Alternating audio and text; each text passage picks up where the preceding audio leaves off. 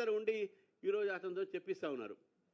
కాబట్టి భారతీయ జనతా పార్టీ రాహుల్ గాంధీ గారి యొక్క తీరుని ఖండిస్తూ ఉంది.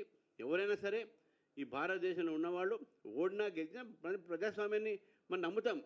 బీజేపీ కూడా ఓడిపోయింది కదా, బీజేపీ కూడా కర్ణాటకలో ఓడిపోయింది, బీజేపీ తెలంగాణ ఓడిపోయింది, బీజేపీ మన అక్కడ హిమాచల్ ప్రదేశ్ ఓడిపోయింది. మేము ఏమనట్లే కదా. మీరు ఓడిపోతేనో ఈవీఎంలు పనిచేయలేయి, మీరు గెలుస్తేనో దాని మీద మళ్ళీ మాట్లాడరు. This A Hippocratic stand of Congress party. BJP condemns it. Thank you. ఇప్పుడు మన బుగ్గల బాలాజీ గారు రెస్పాన్స్ ఇస్తారు. రెస్పాన్స్ ఇచ్చే ముందు పాల్వాయి హరీష్ గారు 2 నిమిషాలు మాట్లాడతారు.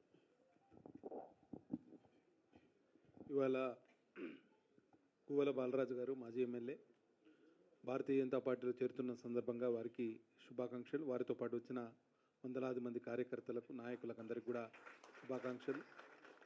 శుభ పరిణామం ఇది. దక్షిణ తెలంగాణలో పార్టీ ఇంకా బలోపేతం కావాలి. ఉత్తర తెలంగాణలో ఇదివరకే బలోపేతంగా ఉన్నది.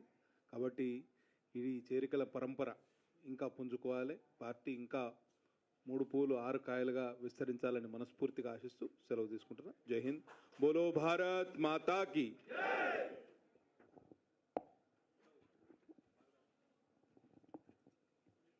ఇప్పుడు కొత్తగా నూతనంగా భారతీయ జనతా పార్టీలో చేరిన మాజీ ఎమ్మెల్యే గోల బాలరాజు గారిని మీడియాను ఉద్దేశించి మాట్లాడాల్సి